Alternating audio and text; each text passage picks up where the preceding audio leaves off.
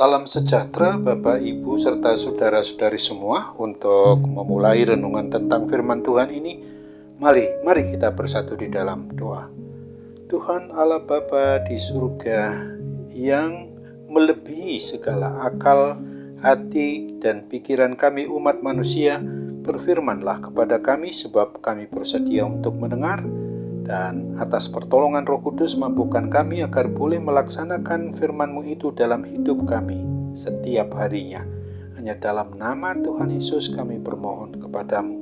Amin. Sebagai nas renungan firman Tuhan pada hari ini diambil dari 1 Yohanes 4 ayat 7 sampai 9 yang berbunyi, Saudara-saudaraku yang kekasih, marilah kita saling mengasihi, sebab kasih itu berasal dari Allah, dan setiap orang yang mengasihi lahir dari Allah dan mengenal Allah. Barang siapa tidak mengasihi, ia tidak mengenal Allah, sebab Allah adalah kasih. Dalam hal inilah kasih Allah dinyatakan di tengah-tengah kita, yaitu bahwa Allah telah mengutus anaknya yang tunggal ke dalam dunia supaya kita hidup olehnya. Sebagai tema yang diangkat dari nas renungan kita adalah dikasihi Allah untuk mengasihi sesama umatnya. Hidup umatnya yang dipenuhi kasih adalah hidup yang sangat indah.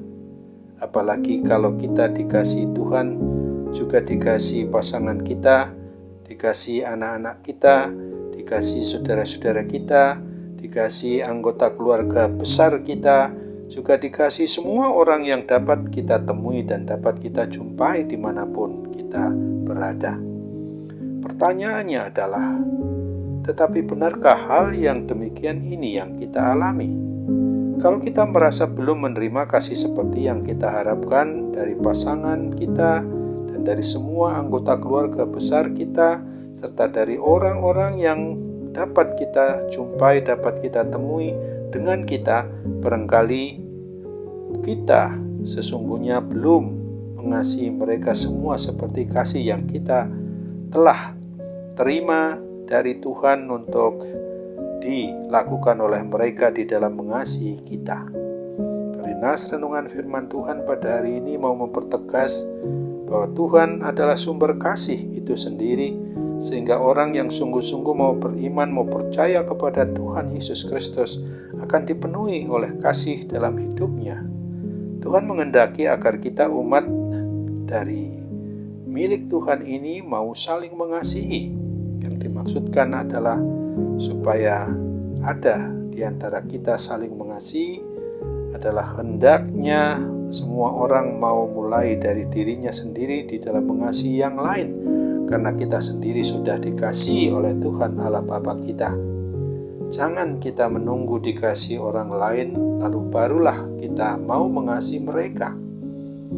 Justru karena kita sudah hidup di dalam kasih Tuhan dan kita mampu untuk mengasihi Tuhan serta mengasihi sesama umat manusia yang dapat kita temui dengan segenap hati, dengan segenap jiwa, dengan segenap akal budi kita, dan mengasihi sama umat manusia itu adalah merupakan indikasi bahwa kita ini adalah orang yang sudah lahir baru atau yang sudah diberi suatu kehidupan yang memang baru, yaitu orang yang sudah beriman, sudah percaya kepada Tuhan Yesus dan telah diurapi dengan pertolongan maupun pimpinan-bimbingan Roh Kudus, sehingga benih kasih Kristus itu dapat bertumbuh berbuah lebat, di mana buah kasihnya dapat dinikmati oleh banyak orang.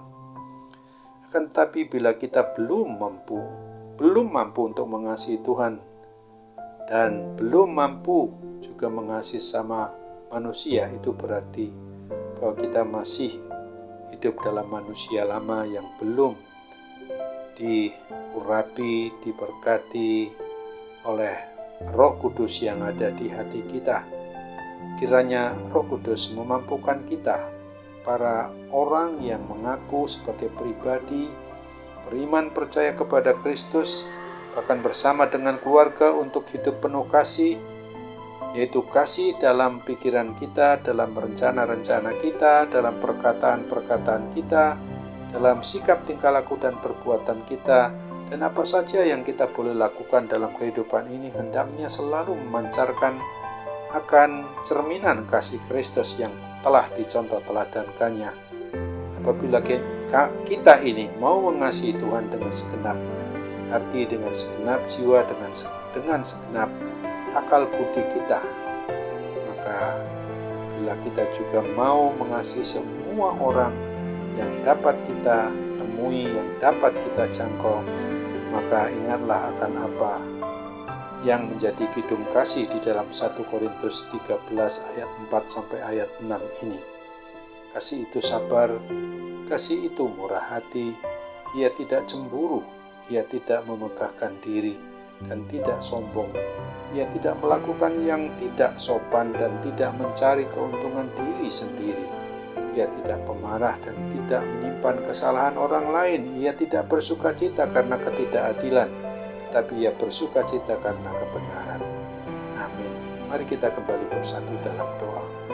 Oh Tuhan Bapa di surga, terima kasih untuk firman Tuhan yang boleh kami renungkan pada saat ini di mana kami memang dituntun untuk sungguh-sungguh menyadari betul bahwa hidup kami ini setelah kami menerima kasih Allah yang begitu besar melalui Tuhan Yesus Kristus, bahkan hingga sekarang dan seterusnya kami akan merasa bahwa Tuhan mengasihi kami melalui kuat kuasa Roh Kudus yang ada di hati kami, maka sudah selayaknya kami harus mengasihi sesama kami, umat manusia milik Tuhan. Itu Bapa, tolong kami juga di dalam mengatasi berbagai pergumulan yang juga mengandung permasalahan, persoalan di dalam diri kami setiap pribadi maupun juga sebagai persekutuan kecil gerejamu, sebagai anggota keluarga, juga dalam persekutuan jemaatmu yang besar maupun kecil dalam institusi gereja dimanapun kami berada. Kami mohon Bapa, tolong kami agar kami sanggup dan mau melakukan apa yang memang menurut tuntunan kasih Tuhan, bahwa Tuhan Yesus Kristus sungguh-sungguh harus kami andalkan sepenuhnya, karena lewat pertolongan Roh Kudus kami dimampukan bagaimana seharusnya kami melaksanakan apa yang menjadi rencana dan kehendak Tuhan. Sambut apalah sempurnakan doa kami dan kabulkan menurut kehendak Bapa saja, karena kami bermohon dalam nama Tuhan Yesus. Amin.